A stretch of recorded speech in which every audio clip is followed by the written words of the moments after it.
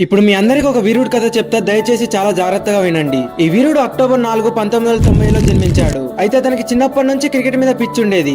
ఎప్పుడు ఢిల్లీ వీధిలో క్రికెట్ ఆడుతూ రాత్రులు స్టేషన్ బెంచ్ లో నిద్రపోతూ తన జీవితాన్ని సాగించేవాడు. అతనికి ఒకటే కోరిక, క్రికెట్ లో ఎలాగైనా నా దేశానికి నేను ఆడి గర్వపడేలా చేయాలని మైండ్ లో ఫిక్స్ అయ్యాడు. అయితే అదే పట్టుదలతో కోచ్ తారక్ సిన్హా దగ్గర శిక్షణ తీసుకున్నాడు. అతను కోరుకున్నట్టే ఇండియన్ టీం కి సెలెక్ట్ అయ్యాడు. ఈ వీరుడు ఆటను చూసి ప్రతి ఒక్కరు షాక్ అయ్యారు. ఉన్న 3 ఫార్మాట్స్ లో వరుసగా సూపర్ గా పర్ఫార్మెన్స్ ఇస్తూ వచ్చాడు. అందరూ ఇతని బ్యాటింగ్ అండ్ వికెట్ కీపింగ్ చూసి నెక్స్ట్ కాబోయే ఎంఎస్ ధోని అని ఫిక్స్ అయ్యారు. అంత లోపల ఆ వీరుడికి తీరని దెబ్బ తాకింది. అది 2022 డిసెంబర్ 30 వాళ్ళ అమ్మగారి పుట్టినరోజున కార్ ని గిఫ్ట్ గా ఇచ్చి సర్ప్రైజ్ చేద్దామని వెళ్తుంటే దారి మధ్యలో రోడ్డు ప్రమాదం జరిగింది. కార్ అంతా కుప్పకూలింది. ఆ ప్రమాదంలో ఆ వీరుడికి లెగ్ ఫ్రాక్చర్ అయింది. ఇక క్రికెట్ జర్నీ ప్రశ్నార్థకం అయింది. ఒక పక్కనేమో వైద్యం తీసుకుంటున్నాడు, నొప్పిని భరిస్తున్నాడు. ఇంకో పక్క నేను క్రికెట్ ఆడతానా లేదా అన్న ఒక సందేహం. కానీ అతను తలంచలేదు. వెన్నెల్లేని రాత్రుల్లో కూడా తనే వెలుగయ్యాడు. మళ్ళీ 2024లో మాస్ కంబ్యాక్ ఇచ్చాడు. తన బ్యాటింగ్, వికెట్ కీపింగ్ తో క్రికెట్ గ్రౌండ్ ని ప్రజల్ని షేక్ చేపించాడు. India versus England test series లో కూడా అతని కాలుకి ఫ్రాక్చర్ అయినా సరే ఎలాంటి రెస్ట్ కూడా తీసుకోకుండా మళ్ళీ తిరిగి గ్రౌండ్ లోకి అడుగుపెట్టి ఇండియా పరువుని కాపాడాడు.